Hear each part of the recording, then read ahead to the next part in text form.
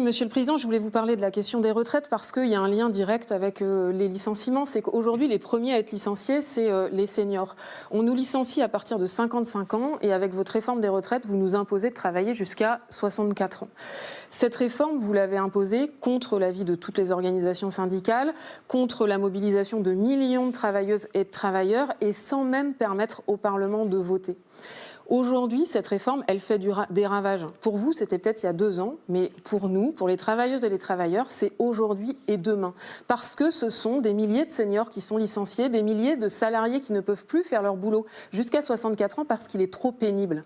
Et donc la question très simple que je voulais vous poser, c'est pourquoi vous acharnez à imposer cette réforme qui crée une crise sociale et une crise démocratique. C'est à cause de cette réforme que vous avez été sanctionné 2 fois dans les urnes, que vous n'avez plus de majorité pour gouverner.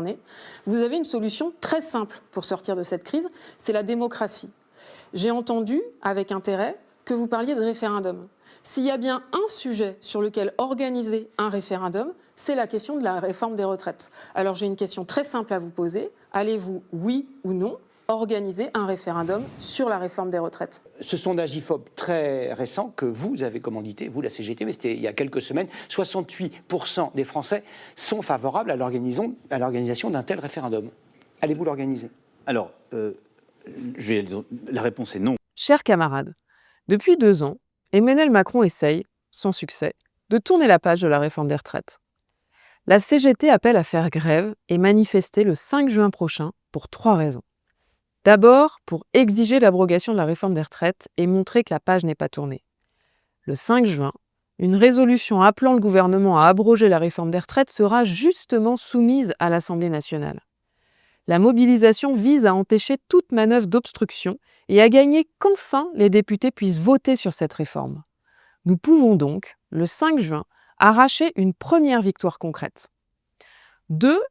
Le gouvernement prépare le budget 2026 et a déjà annoncé 40 milliards d'euros d'économies.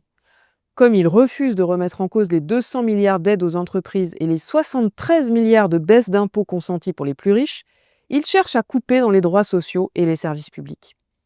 Le gouvernement et le patronat voudraient par exemple mettre en place une TVA sociale et augmenter très fortement la TVA, donc les prix, pour financer de nouveaux cadeaux pour les employeurs. Le gouvernement a aussi annoncé des milliards d'économies sur les agences de l'État. L'ADEME, le CNRS, l'OFB, l'IFREMER, l'AFPA, l'ONF, l'INSERM, etc. sont dans le viseur. Le secteur culturel est en train d'être asphyxié. Les hôpitaux, les écoles, les universités sont déjà à l'os. Pas question d'imposer de nouvelles coupes budgétaires. Il nous faut donc être nombreux et nombreuses le 5 juin pour décourager toute velléité du gouvernement. Troisième raison de se mobiliser le 5 juin, c'est parce que c'est l'occasion de défendre face à son patron ses revendications pour exiger des augmentations de salaire et dénoncer les plans de licenciement.